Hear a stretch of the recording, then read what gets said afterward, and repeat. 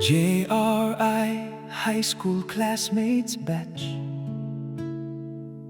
1976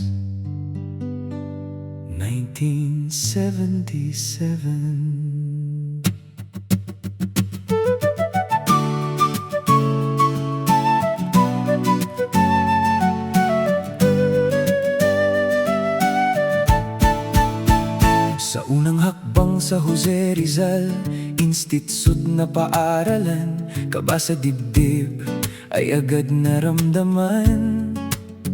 Dahil nga kagagaling lang sa paaralan ng elementarya na ating nakasanayan.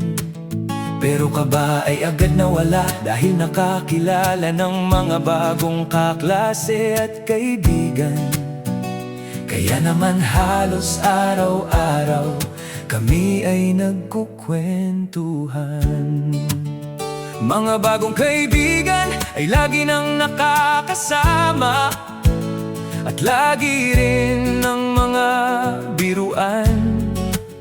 Kaya naman lahat kami ay mayroong kasayahan. Isa na nga rito si Beda na aking naging malapit na kaibigan. Marami siyang kwelang kwento na aking kinaaliwan.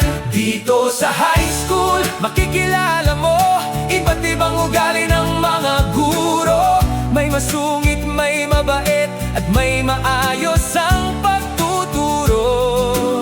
Kaya naman siguradong ang mga itinuturo niya ipapakinggan mo.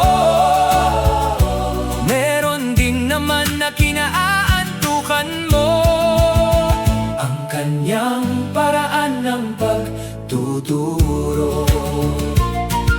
Kaya't nung kami ay nagsipagtapos na, iba't ibang landas na ang tinungo ng bawat isa.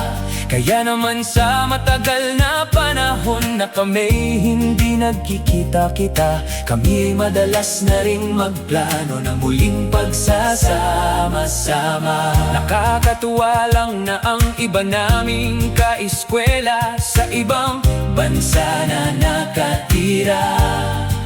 Ito'y sina Joy, Fredes, Liamer, Gloria at Emma.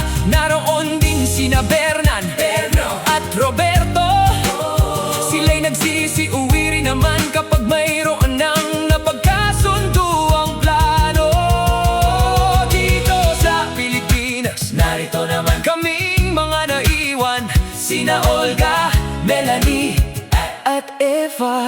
Narito rin sina Entoy, Apollo, Pablo, Almario P, Almario C, Joselito, Arturo, Danilo at Juanito.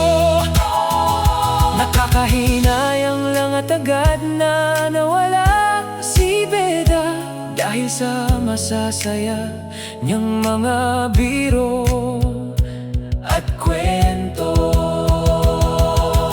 Dito natutunan ang tunay na pagiging magkaibigan, na hindi mag-iwanan sa oras ng kagipitan. Mga pangarap namin sa buhay na aming inaasam, mga tiwala namin sa sarili na dapat na